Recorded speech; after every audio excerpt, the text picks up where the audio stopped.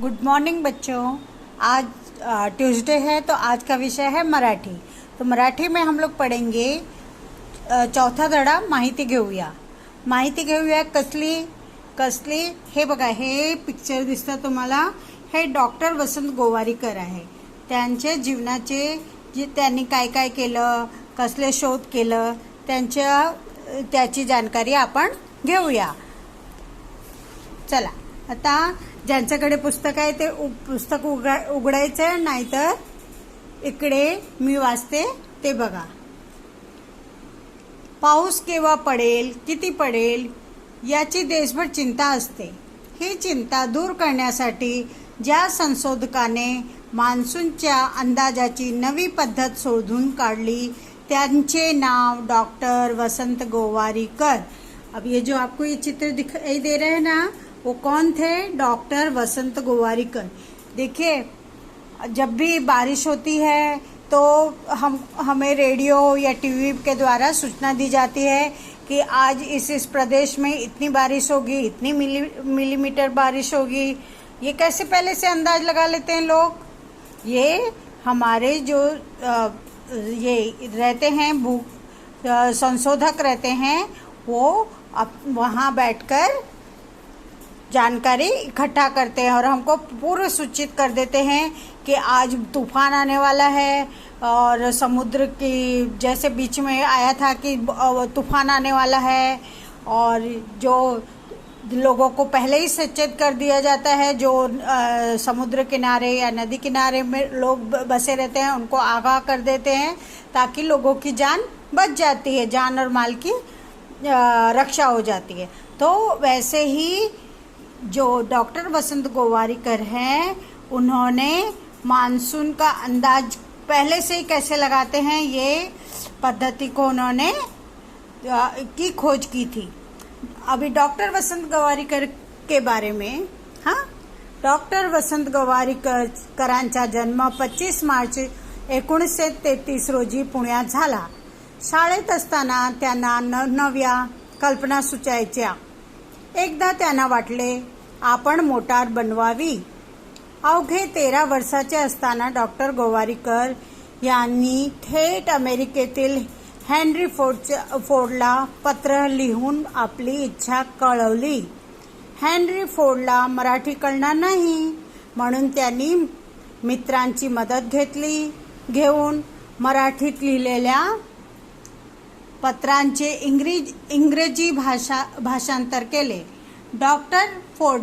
Henry फोर्डने doctor Gowariker यांच्या पत्रांची दखल घेऊन उत्तरही पाठवले। त्यासोबत काही पुस्तके पाठवली। त्यांच्या कुशाग्र बुद्धिमत्तेचा आणि दृढ संकल्पाची उणीव लहानपणी दिसून आली। अब इसमें बताया है कि डॉक्टर वसंत गोवारीकर का जन्म 25 मार्च 1933 कहाँ हुआ था? पूना में हुआ था। और जब वो छोटे उम्र के थे, स्कूल में थे, तभी उन्होंने कार बनाई। छोटे जब मतलब तुम्हारी उम्र के थे 12-13 साल के, तो उन्होंने एक मोटार ये उनके दिमाग में आया। उन्होंने जो अमेरिका के हेनरी फोर्ड कौन थे? वो ये फोर्ड कंपनी के मालिक हैं। कौन है? फोर्ड कंपनी कौन सी है? जो फोर्ड कार बनाती है, मिडिल क्लास लोगों के लिए कार बनाती थी, मोटर बनाती थी। उनको उन्होंने इंडिया से, पूना से ही एक लेटर लिखा और मराठी में लिखा, इच्छा कळवली की मुझे भी ऐसा करना है। हेनरी फोर्डला मराठी कळणार नाही, म्हणून त्यांनी मित्रांची मदत घेतली।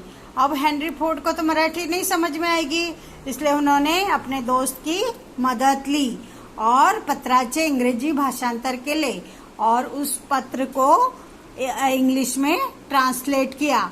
हेनरी फोर्ड ने भी डॉक्टर गोवारीकर यांच्या पत्राची दखल घेऊन उत्तरही पाठवले और हेनरी फोर्ड ने भी उनका पत्र पढ़ा और उसका जवाब दिया और त्यांच्या सोबत काही पुस्तकेही पाठवली और उसके साथ साथ कई पुस्तकें भी उनको भेजी। त्यांच्या कुशाग्र बुद्धिमत्तेची आणि दृढ संकल्पाची चुणूक लहानपणी दिसून आली. मतलब जो कहते हैं ना, होनहार विद्वान के होत चिकने पात, वो उससे ही मालूम पड़ जाते हैं. जब वो पलने में रहता है बच्चा तो उससे ही पता चल जाता है उसके हाव भाव से कि यह कितना होनहार होगा.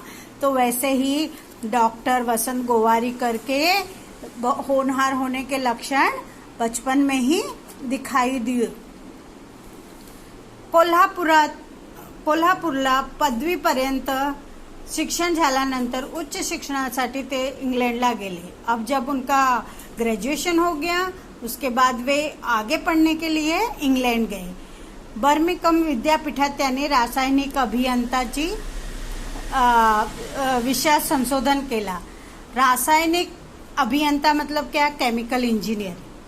उन्होंने केमिकल इंजीनियरिंग में संशोधन किया, रिसर्च किया. और उसके बाद पुढे इंग्लंडच्या ऊर्जा संशोधन केंद्रात संशोधन म्हणून त्यांनी काम केले. एनर्जी रिसर्च सेंटर में, वहाँ के ऊर्जा संशोधन केंद्र मतलब एनर्जी रिसर्च सेंटर में उन्होंने संशोधक के रूप में, रिसर्चर के रूप में काम किया. अब उसके बाद विक्रम साराभाई यांच्या आग्रहामुळे 1967 साली ते भारताच्या अवकाश संशोधन केंद्रात रुजू झाले.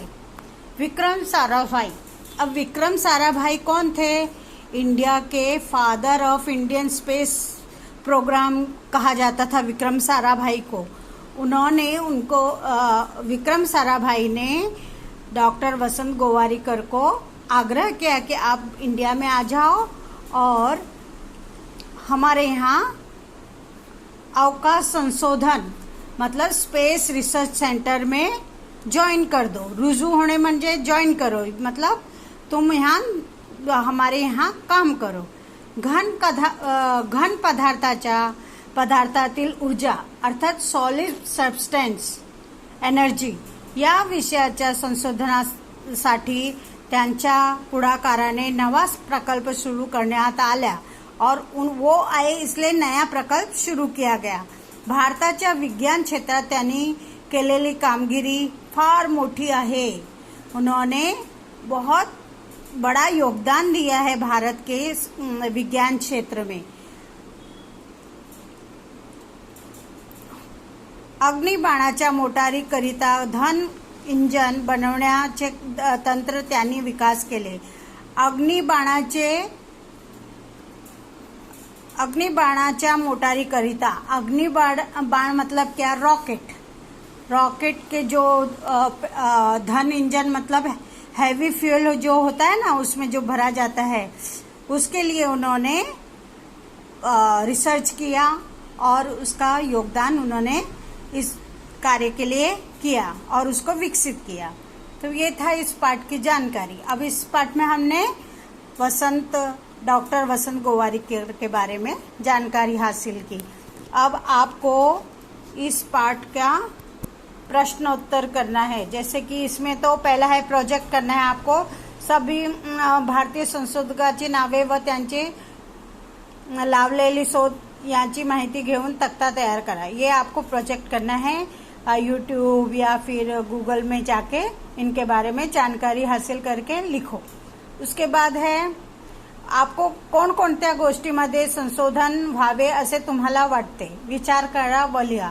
आपको कौन कौन से क्षेत्र में संशोधन होना चाहिए ऐसा लगता है, ऐसा सोचो और लिखो. अब ये है तीसरा उदाहरण. खालील वाक्यांचे वचन बदलून वाक्य पुन्हा लिहा. अब ये वचन बदलो है. जैसे भिंत कोसळली, तो उसका क्या हो जाएगा? वचन बदलो, भिंती कोसळल्या.